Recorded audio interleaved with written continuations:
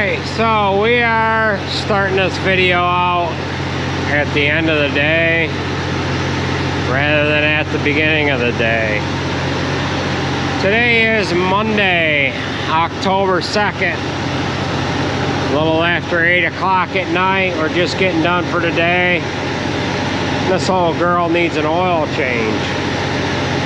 It's roughly 15 hours over the 250-hour interval that we regularly change our engine oil at. I'm going to step outside here so you guys can hear me a little bit. But this hasn't been home here in the last, I don't know, I think it's been 4 or 5 days. I lose track of time. So what we're going to do is we're letting it cool down now. We're going to shut it off, pull the key out, drop the oil out of it. Once I get the last bucket in underneath it, I'm calling it a night. I'm going in the house. I'm gonna grab something to eat, get a shower quick. I'm going to bed. After we get done feeding in the morning, we'll get new oil back in it, freshen up the filters, pull it on out of here. We'll have to blow it off. I did not blow it off tonight. I felt it was more important to get the oil dropped out of it and get on with the oil change. Again, we are 15 hours over our 250-hour interval. I made it through this whole oil change interval. Well, I didn't make it through it. I had to add oil to the chopper here the other day. I had to add 3 quarts. Usually it runs the whole oil change interval without having to add any oil to the engine itself. But we were getting very close to that 250-hour interval, and it was 2 days ago, not yesterday, but the day before. We put about 10 hours on it a day, 10, 11 hours, somewhere around there. We don't get up early enough. We don't go late enough. That's why we don't get 12 hours. Kidding, of course, but at any rate. So let's go ahead and get her shut down, get our oil drain hose on there, start dropping it down into the buckets. And I'll show you that we have a dry floor. So we usually spill a little bit of oil, but the last couple times here on video, I've been able to maintain somewhat of a clean floor. So let's see how we do. Alright, so I have my drain hose here. For those of you that aren't familiar with these John Deere choppers, these panels here open up. We've got a toolbox on this side. There's the batteries are on the other side of the chopper. So this hose is going to go right on this drain port. We're going to get that secured on there. And it's nice when the chopper is warm, because this rubber is very pliable and it works very nice to be able to push onto the unit in place. So we'll go ahead and roll down underneath here and get a pail lined up underneath this hose.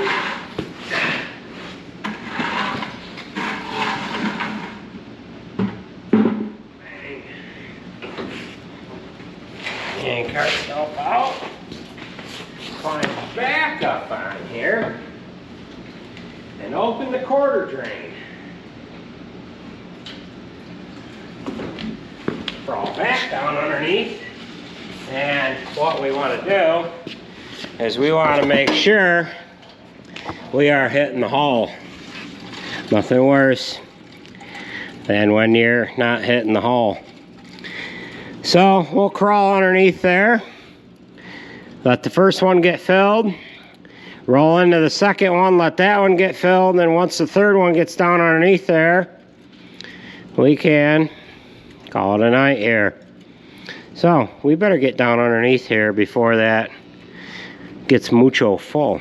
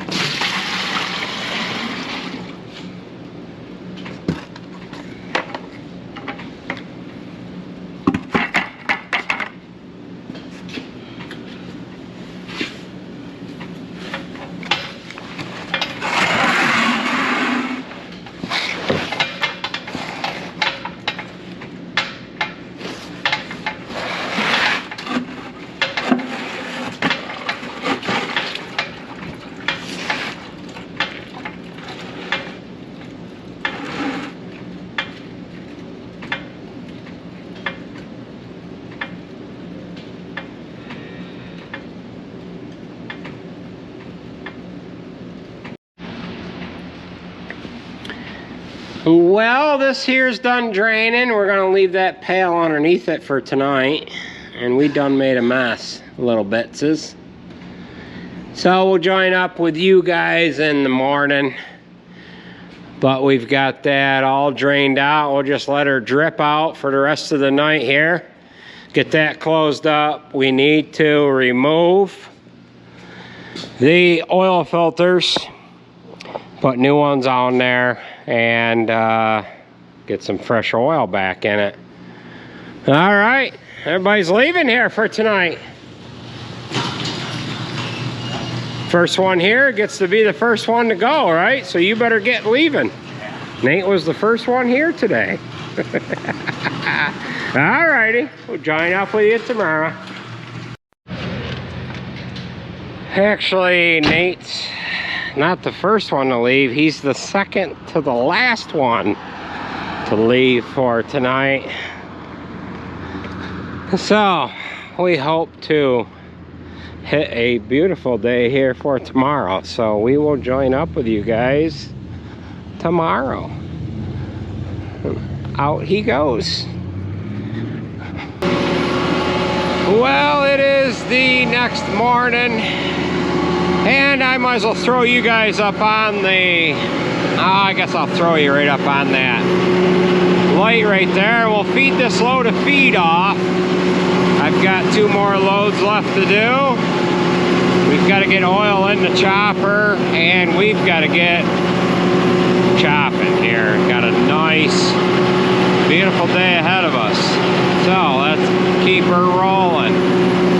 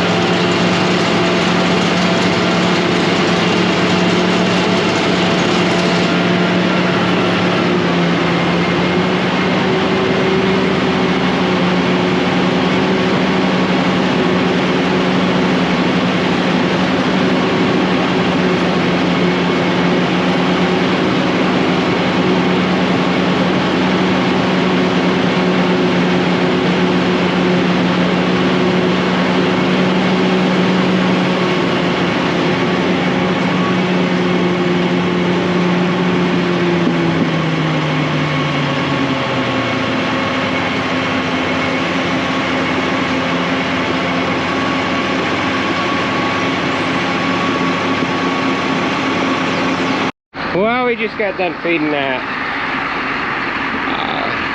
cow load of feed off. Now we're gonna run over into barn 9 and feed this load off to the heifers. So we'll do the same thing. We'll stick you guys up on the turn signal arm.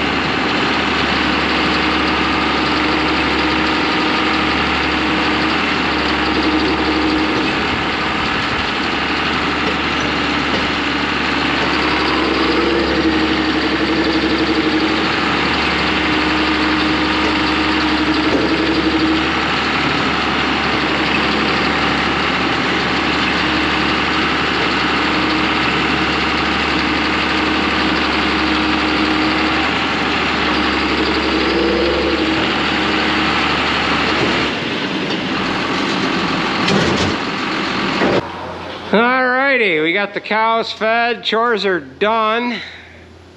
These guys went ahead and installed some new oil in this. They went ahead and fueled it up too, right in the shop here, rather than waste time while it's up near the fuel pump. So we just need to top it off here a little bit. Then you're gonna clean up my mess after I back out, Nathan? Maybe. So, what's the thought of the day? Probably the thought of the day should be you should clean up your own messes, right? Yeah. Yeah. So what did you have in mind for the thought of the day? Andy should clean up his own messes. There you go. Yeah. All right. You get all 66 quarts in there? 69 now, check it. 69? Yeah. 69. All right. If the oil is not where you want it, you just hold the stick up in the air a little bit. Good. Okay, we'll get some inoculant loaded. We can pull on out of here. This is the panel that we replaced a week ago. I forgot to show this to you.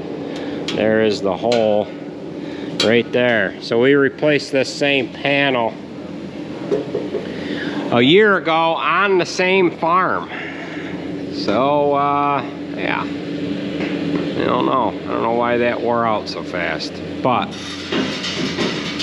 we'll get this rolled out of here and get to it. We're gonna go into conventional corn today. And then we're gonna go on back on the BMR maybe late this afternoon. So you might be asking, why is this truck turned around? Well, Jared had some rear end issues on this. Again, but he think he's got that kind of figured out. What'd you figure out happened? The bevel gears in the top one, because this drive shaft over the spring, I was going down the road and the yoke fell off of the differential, and it would have let the bevel gears go into each other. I don't even know why it lasted this long, but the yoke fell off and the drive shaft was doing this, and I drove it home. And I fixed it here. Yeah, he drove it home the other day when he was hauling manure too. This is the pieces that came out of that. Do you have any pictures of the when you took it in? No, I forgot to get pictures of that. It was making a lot of noise for a long time. I can't believe it stayed as long as it did, to be honest. Yeah. Usually they either... Yeah, he wasn't too satisfied the other day after he put the transmission in. Of course, you've seen the oil that came out of that transmission. It was crap. And he had pumped corn head grease into that old transmission. He knew that was on borrowed time. He wanted to change that.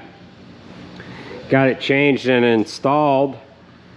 And it still had a vibration or a noise too, or both. It had like a smacking noise. It almost sounded like the engine was ticking, like an engine ticking. So it was following its way up through. So he hauled manure for a couple days with it, and what was it, Saturday when it let loose, huh?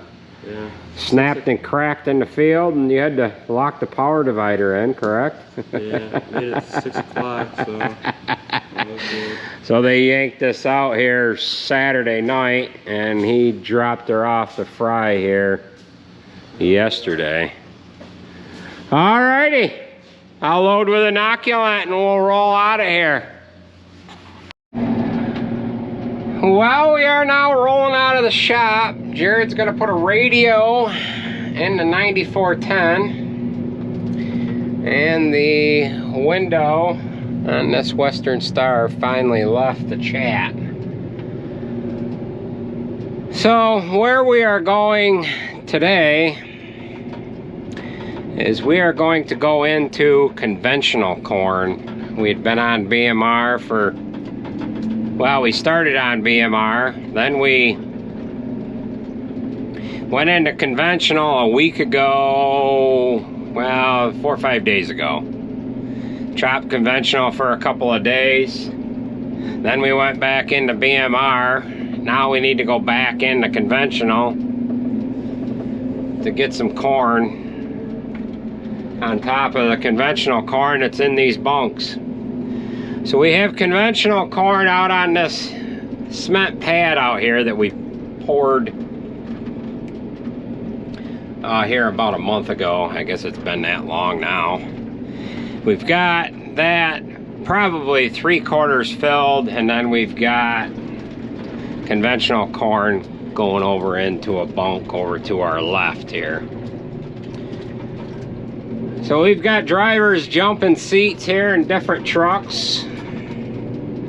My father's gonna run Sarah's truck for a little while we're dealing with some of these smaller fields. And Sarah is disking ground that we're gonna put wheat on.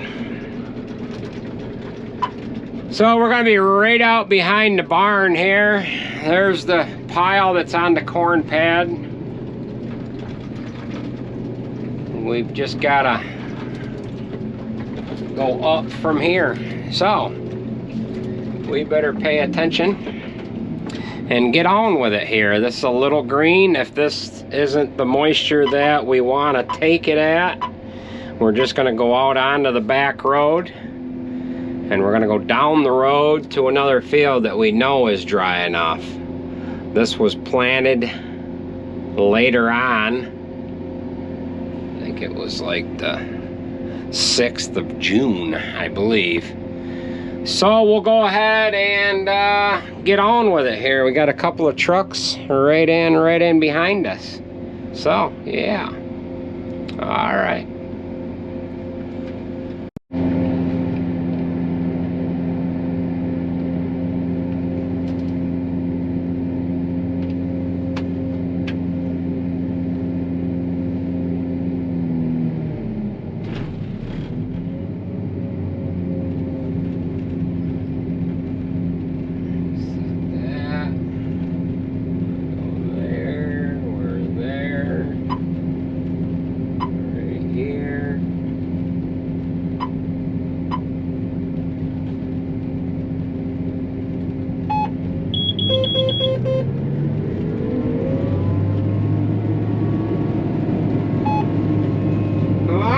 We'll go ahead and get started.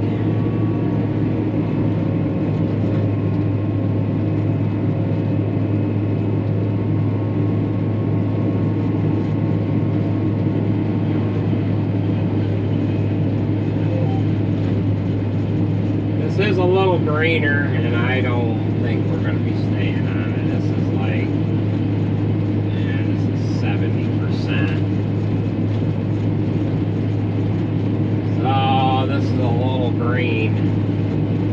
I think we'll go ahead and concentrate on something that is a little drier here.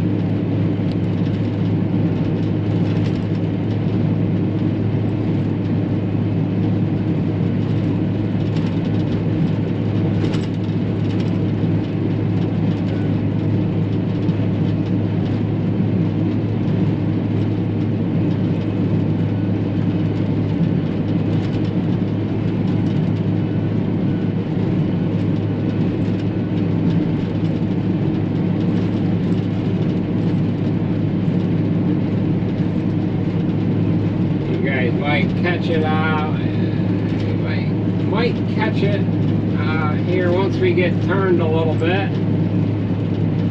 Jamie, the fireman farmer, is here right now,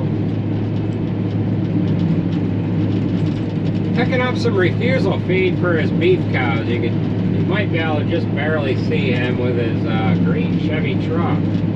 That's the first I've seen that truck, Jamie. Very nice. Very nice.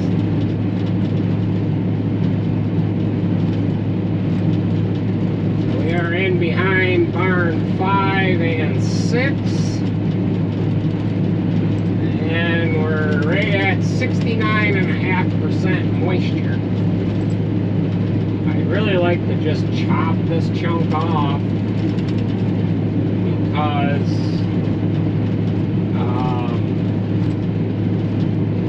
we need to clean sand out from underneath the barn here, and it would be nice to have a spot to go with the cleanouts from that barn. Jamie just went past us here with his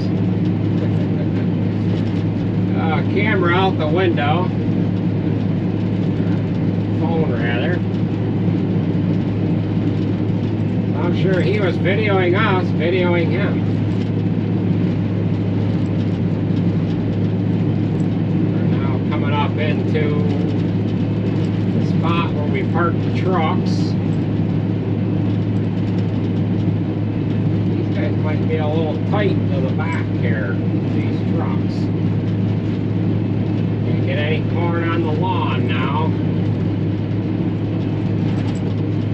And we got these manure trailers are stuffed back into the corn a little bit. So we'll have to make sure we stay out of the truck. I'm watching in front of me instead of I'm watching behind me instead of in front of me. Or I'm watching in front of me instead of behind me.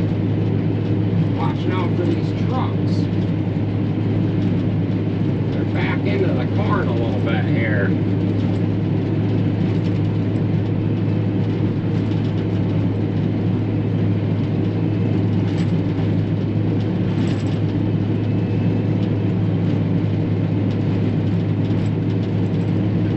Looks as though Jamie's going to get in with us, maybe. All right, we'll stop here, Mike. You can take that back to the bunk. I got a hitchhiker that I'm going to pick up.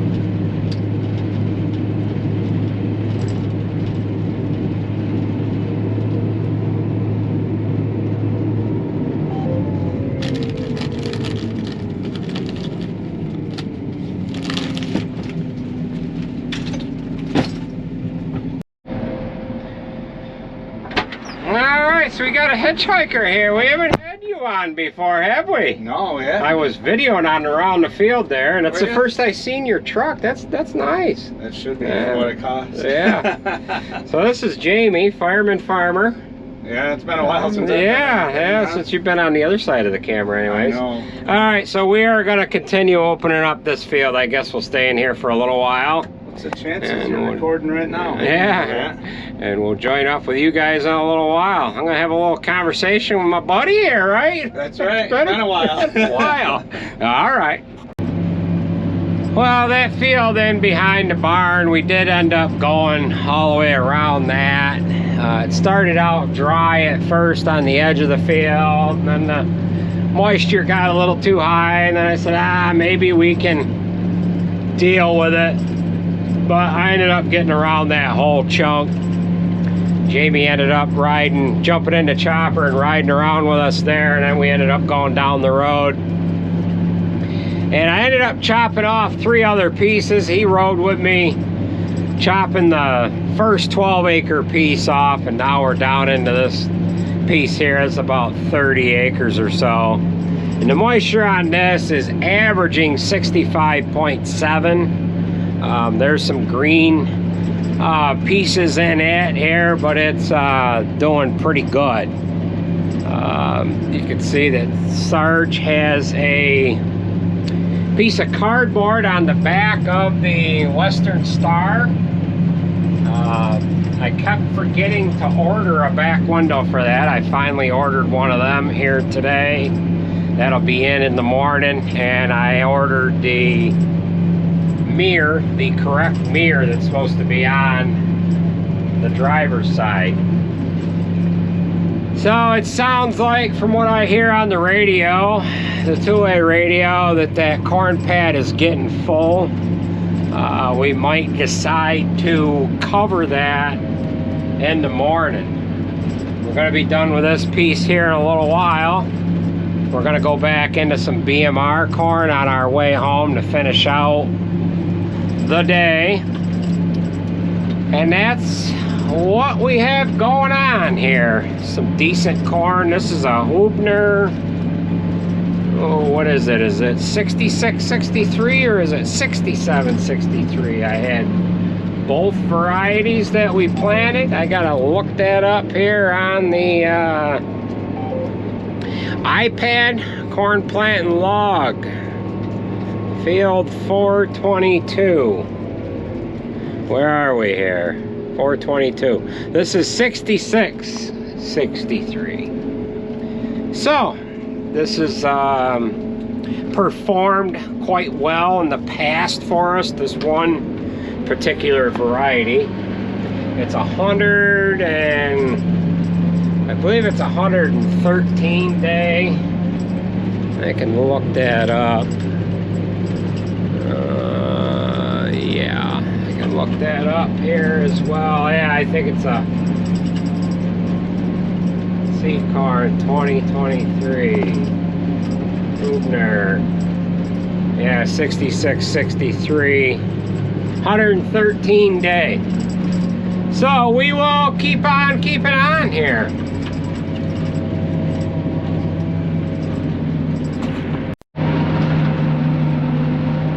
We are now into BMR again. We have enough on that corn pad where we're gonna cover that tomorrow.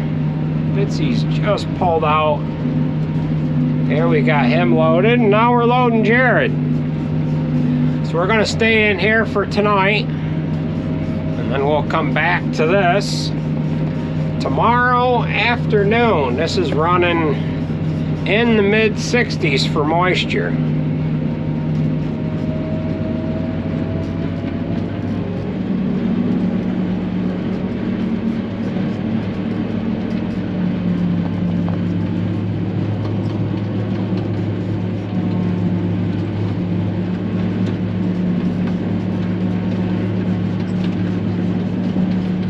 A little rough right here.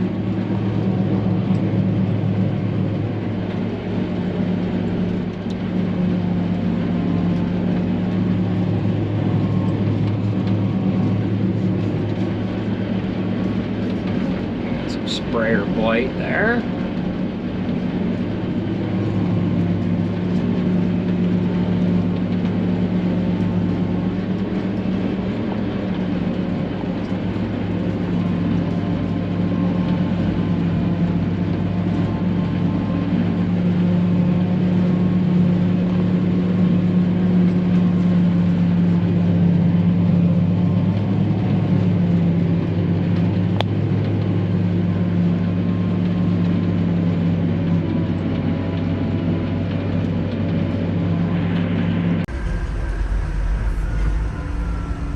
Well, we're now into the following day, and we've got about as much as we could put onto this pile in this area.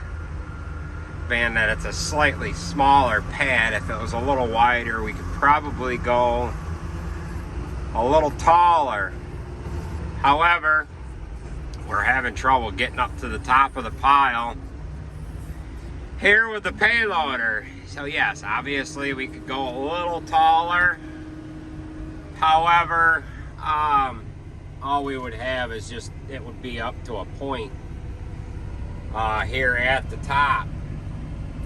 We don't really know how many tons are in this. We figured on it holding maybe 5,000 ton, but we were putting corn on this pad here at the same time that we were going over into another bunk. So as far as how many tons went where and whatever else like that, we're not quite sure. So we'll have to get that other bunk full, and then maybe we could measure that. I mean, we could kind of get an estimate by measuring this one, figuring out the slope and all that, but yeah, you can see way over there behind them two gentlemen, we've got BMR and them two bunks over there. We've got conventional corn that we started putting in one of the other bunks as well. We've got conventional corn in the narrow high moisture corn bunk. That bunk is almost empty, and we could put conventional corn in that as well. So that is an update on what we have done thus far. So with that being said, that is gonna do it for this video. I want to thank everybody for watching, and we will catch you at the next one. We are kind of waiting for corn a little bit, so we're not really sure if we're going to chop anything today. We might move a little manure onto some wheat ground. My brother started planting wheat yesterday, and he's planting wheat right now. We probably should let Sarah take off on the Terra disc, but she is helping us cover bunk. So we got conventional corn in that bunk there, and we've got conventional corn from last year in that narrow little bunk there. And then down in this one here is where we have put high moisture corn in the past, and that one there is about empty.